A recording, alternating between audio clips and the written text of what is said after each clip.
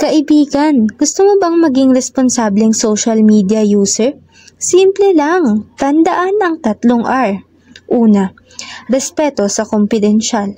Kung may nag-share sa iyo ng pribado, huwag ikalat, irespeto ang tiwala. Ikalawa, respeto, iwasan ang hate. Walang lugar ang galit at diskriminasyon online, maging mabuting ehemplo.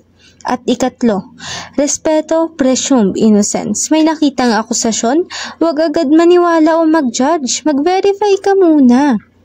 Sa bawat post at share, tandaan ang 3 R. Respeto sa kumpidensyal, respeto, iwasan ang hate, at respeto, presume innocence.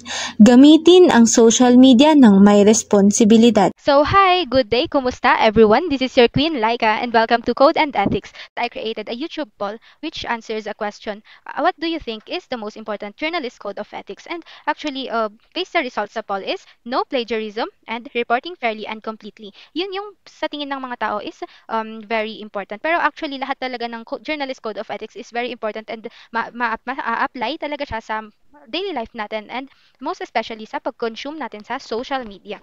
So, 'di ba, may idea na kayo agad kung ano yung topic natin. So, first is reporting fairly and completely. So, as a journalist, it is important na very complete yung information na nagagamit mo and yung mga words na na-use mo is words na nagagamit is tama and connected sa content mo. So for example, is as a journalist and in every field of journalism actually is dapat kompleto or nasasagot yung 5 Ws and 1 H, which is what, where, when, why, who, and how. Why? Kasi these 6 questions is ito yung kumpleto ng mga questions na bumabagabag sa mga tao about a specific issue or about a specific content. So, and actually, kahit sa headline pa lang, it is a very important rule talaga na dapat tama yung mga words na nagagamit mo. Kasi sa headline, minsan yung mga tao is actually hindi na nila binabasa yung buong content which is mas fina-focus na lang nila yung title and yung headline talaga. So, kaya as a journalist, it is important to report fairly and fairly is dapat walang bias ka talaga sa information na na sinusulat mo and or na dinideliver mo.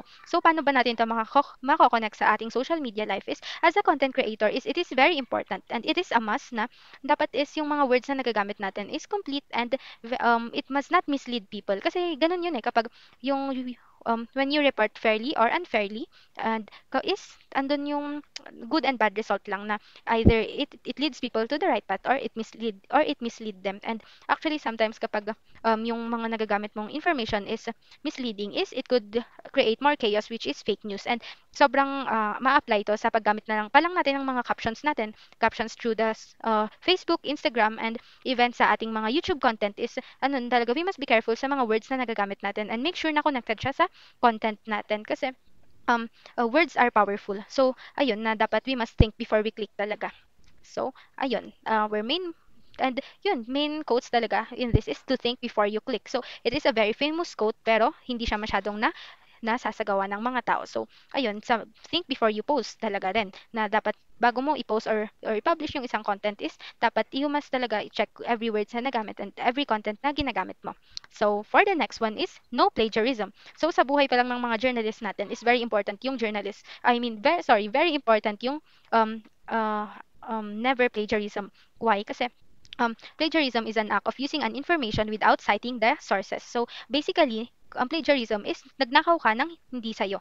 So, yun, nagnakaw ka ng information. So, and it is actually illegal to plagiarize lalo na sa buhay ng mga manunulat natin. So, ganun na actually ma-apply din to sa buhay natin sa social media kasi actually it is also illegal. There are terms rin sa legalities natin. There are lots of legalities sa social media pero hindi rin siya masyadong pinapansin kasi minsan nano-normalize na lang And yun, no plagiarism is actually minsan hindi natin napapansin. Nagagawa din natin yun going back captions, di ba? Through our captions sa social media, Facebook, Instagram, and basta in every social media platforms is andun yung minsan nakakalimutan natin to cite kung kanino galing yung mga words na nasasabi natin and even sa mga quotes na ginagamit natin, let's admit it na minsan nakakalimutan natin na ilagay kung kanino galing yun. For example, is today is a new day is yun lang yung nalalagay natin pero hindi natin nasusulat kung kanino ba galing yun. So, ayun, as a social media creator, it is an important reminder talaga sa ating lahat na to cite our sources and especially kahit sa quotation lang yan, kahit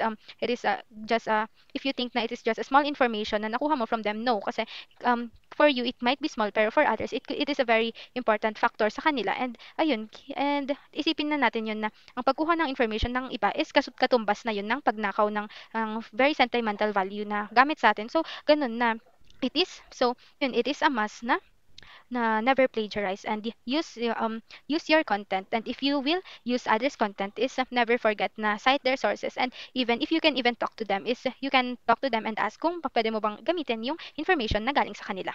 So again, this is your Queen Laika, and that's all the time we have for this episode. Stay mindful, stay ethical, and we'll catch you on the next episode.